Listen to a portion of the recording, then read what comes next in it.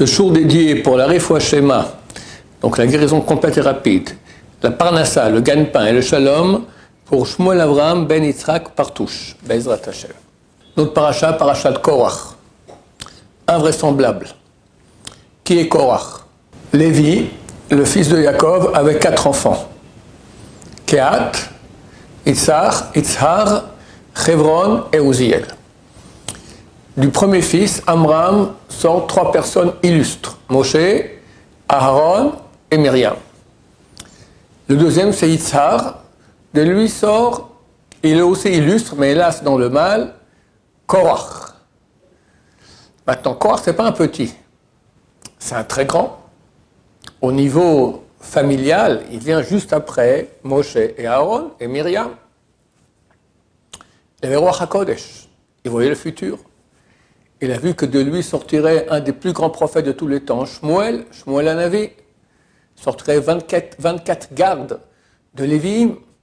C'est lui qui faisait partie des très peu de personnes du peuple juif qui pouvaient porter, qui avaient le droit de porter Aaron HaKodesh, le tabernacle dans lequel il y avait les tables de la loi.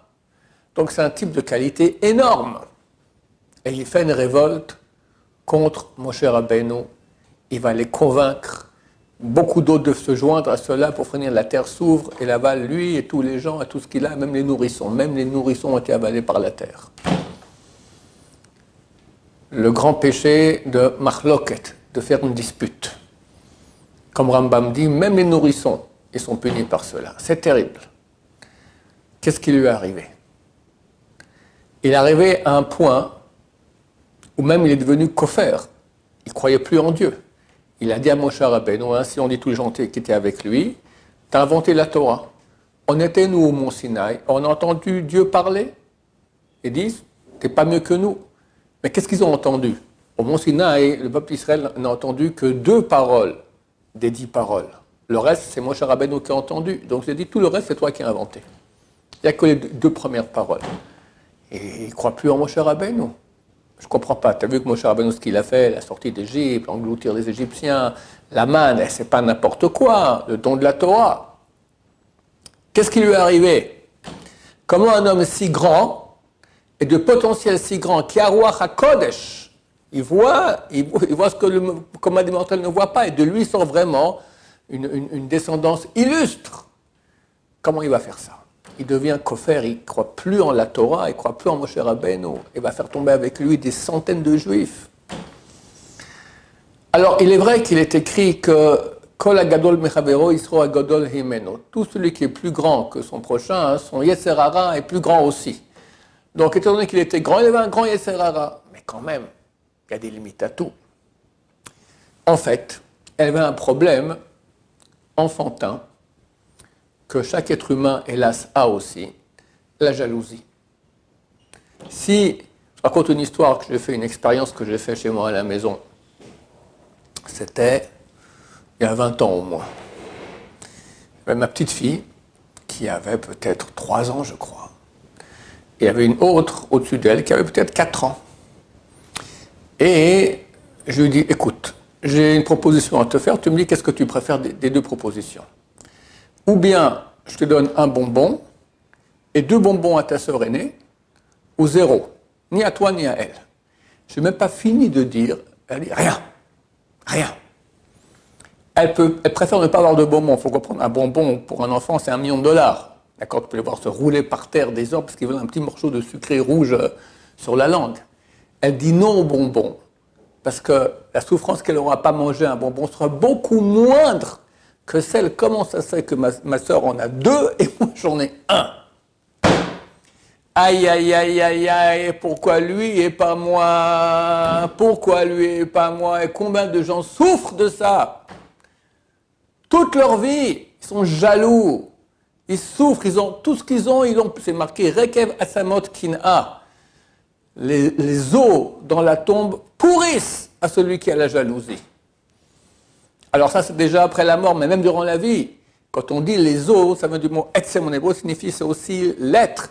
Tout ton être, il est pourri. Tu n'as plus de joie de rien. Tu peux avoir tout. Tu peux être milliardaire, avoir tout. Mais tu en as un qui a plus, tout ce que tu as, ça ne sert plus à rien. Tu ne le vois plus. ça pourrit ce que tu as. C'est pas triste? Comme un enfant de 3 ans, pourquoi lui et pas moi? C'est pour nous un très grand enseignement. Comment des grands d'Israël ont pu tomber? Alors nous, à plus forte raison, il faut travailler là-dessus et pas tomber dans ce piège. Alors comment on fait pour pas tomber dans le piège? Je vais vous donner le truc. C'est écrit que les tzadikim, leur cœur est dans leurs mains, et les rechaïm, les mécréants, ils sont dans les mains de leur cœur. La jalousie provient du cœur. Il faut faire un message qui provient de la tête, c'est le vrai nous, qui va aller convaincre le cœur de changer d'avis. C'est un principe que dit le Balatania, Moach shalit ala lev. L'esprit, la raison, elle a la maîtrise du cœur. Si tu laisses le cœur parler, alors il fantasme toute la journée, d'accord? Il a toutes sortes d'idées, lui il a plus que moi je suis comme ci, moi je suis comme ça, et pourquoi lui, pourquoi pas moi, etc. La haine, la jalousie, les nerfs, etc. Mais si tu vas diriger avec la tête, il devient un bon cœur. Il est dans ta main. Il y a une phrase qui est citée dans le traité Yoma, page 38. Adi ben Azaï, Beshimcha ikra'ucha. En ton nom, on t'appellera. C'est que personne peut baisser 1 millimètre du kavod, de l'honneur qui me revient. On m'appelle en mon nom. On n'enlève rien de ça. Pas plus, pas moins. Donc on ne m'a rien pris. C'est quoi un jaloux? Un jaloux, il croit, c'est pas normal qu'il ait plus que moi. On m'a pris, c'est injuste. Non, c'est pas injuste du tout. Il a son compte à lui, il a ton compte à toi. Et toi, on t'a rien pris, on t'a rien pris. Suite des paroles des sages d'Israël dans ce partie du traité Yoma, page 38. Uve mekomcha yoshivucha. On t'assoira à ta place. Personne ne prend ta place. Tu as tous les honneurs que tu dois recevoir, tu les reçois. Ensuite, ça continue. Umishlecha itnu lach. Ce qui te revient, tu le recevras. Personne ne te prend rien. Ve'en malchut nogad bechaverta afilu kel menima, et aucune royauté peut toucher une autre royauté, même d'un cheveu. T'es un roi, chacun se prend pour un roi. Il est un roi chez lui à la maison, il est un roi dans ce qu'il fait, il est roi sur lui-même. On ne peut pas toucher un cheveu de cela. Si la personne se répète cela 100 fois par jour, quelqu'un il sent qu'il est jaloux, il se répète ça 100 fois par jour, moi je garantis, au bout de quelques jours c'est fini, il n'y a plus de jalousie. Ça part. Tu comprends que tu n'as rien à faire avec lui. Est-ce qu'on a déjà vu une fois un escargot qui est jaloux d'un taureau? C'est idiot. Ben, c'est exactement ça. On n'a pas de relation avec les autres. Il ne me prend rien. Il y a lui et sa vie, il y a moi et ma vie, et on n'a rien à faire ensemble, on n'est pas en concurrence. Les sages d'Israël disent que tous les gens qui ont le même métier, ils se haïssent. Parce qu'ils sont en concurrence. Le Rav Hades, une fois, il avait raconté, le Rav Yehuda Hades, le père de Rav Yaakov Hades qui est au Kotel. Il a dit qu'une fois, il a parlé avec un balayeur de rue. À l'époque, il y avait encore ça, les gens qui balayaient à la main. Dans son quartier. Et il commence à raconter que l'autre balayeur de rue, qui est dans la rue au-dessus, il ne sait pas faire son travail, tati, tatata. Ouais, tout le monde est en dispute. Moi, on ne te prend rien. L'autre ne te prend rien, tu n'as pas à être jaloux de lui, on ne peut pas te toucher de quoi que ce soit. Ça, si Korach avait fait cette leçon, il ne serait pas tombé. Lui et toutes ses familles et toute sa fortune étaient extrêmement riches. On dit, je crois en français, riche comme Crésus. Mais la source est dans la Torah. Asher ke Korach, riche comme Korach, il est extrêmement riche. Et tous les nourrissons et tout ça qui sont morts. Yaakov Avinu a demandé qu'on n'appelle pas son nom. Dans Divra Yamim, dans les chroniques où on parle des gens qui sont nés, alors on dit Korach, Ben Lévi, on parle même des enfants de Korach, mais ça commence comme ça, après on arrive à Korach, Ben Yitzhar, Ben Lévi, Ben Israël. Israël, c'est Yaakov Avinu. Mais ici, dans notre paracha, on ne cite pas Israël. Pourquoi? C'est que Yaakov Avinu n'a pas voulu qu'on rappelle son nom dans l'affaire de Korach. Pourquoi? Parce que Korach avait un argument que Yaakov Avinu voulait justement détruire par le fait qu'on ne rappelle pas son nom. Il dit, qu'est-ce que je veux? Moi, je veux être Kohen Gadol. Qu'est-ce qui s'est passé? Pourquoi il était jaloux? En fait, il était jaloux de Moshe et de Aaron. Mais ce qui a réveillé, c'est que Dieu a dit à Moshe Rabbeinu, tu prends maintenant comme président de la tribu de Lévi Elisaphan ben Uziel. Elisaphan, c'est le fils du 4e fils de Lévi. On avait dit Amram, Issach, Hebron, Uziel. Le fils de Uziel, Elisaphan, ce sera lui le président de la tribu de Lévi. Korach dit, mais c'est pas normal. Il y a Moshe, Aaron, moi je suis le suivant, Myriam, et après je suis le suivant. Qu'est-ce qu'il va prendre le dernier? Là, il s'est réveillé. Il n'a pas dit ça aux gens. Il a fait une propagande, on veut l'unité, on veut l'égalité, pourquoi il y en a un qui prend et les autres ne prennent pas, etc. Comme tous les hommes politiques qui racontent n'importe quoi, l'essentiel c'est qu'il soit élu. Maintenant, il y avait un argument, il a dit, on voit bien que Jacob Avinu, qu'est-ce qu'il voulait? Le service sacerdotal, comme moi je veux être Kohen Gadol, ça revenait à l'aîné. L'aîné, c'était Esav. Et Jacob a fait toutes les combines possibles et imaginables. Il s'est déguisé, il a menti, il a fait des tas de trucs à son propre père pour soutirer à Esav le service sacerdotal. Ben moi aussi. Moi, je roi HaKodesh, de moi sort Shmuel, de moi sort 24 gardes de Lévi, c'est des milliers de gens, d'accord, j'ai un mérite énorme, donc je peux maintenant aller faire une combine. Il ne dit pas ça aux gens, c'est pour lui-même, pour avoir droit à être Kohen Gadol. Et il est complètement aveuglé.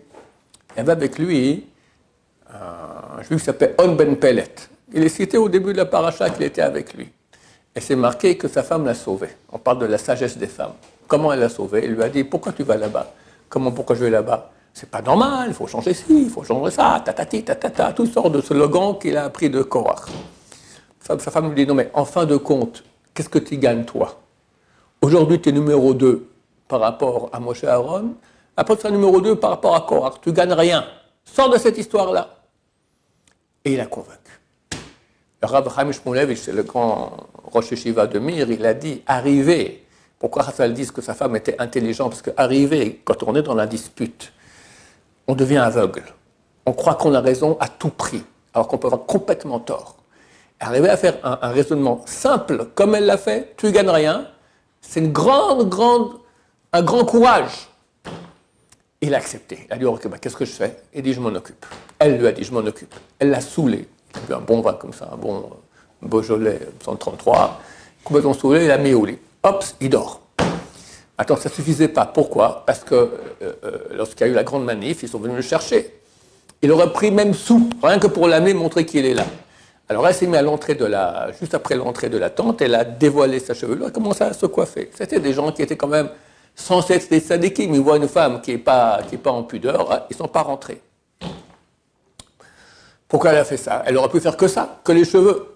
C'est dit non, mais quand mon mari il va voir qu'ils vont les chercher, il ne tiendra pas le coup, il va courir après eux. Donc, à lui, elle l'a saoulé, elle a fait le coup des cheveux, comme ça, elle a barré toutes les possibilités, bien que lui était d'accord avec elle, mais Sarah, il est extrêmement fort. Et comme ça, il lui a sauvé la vie. Alors que la femme de Korach, c'est elle qui l'a poussé. Lui, regarde ce qu'il t'a fait. Les Lévim, à un moment, on voit dans les parachutes d'avant, qu'ils ont dû complètement se raser. On t'a complètement rasé, on a fait de toi, mais qu'est-ce que c'est cette histoire-là? Seulement chez pourquoi il se prend, et tatati, tatati, tatati, tatata, et il le met dans le panneau, comme ça, comme quoi la femme peut avoir une influence très négative ou très positive sur le mari.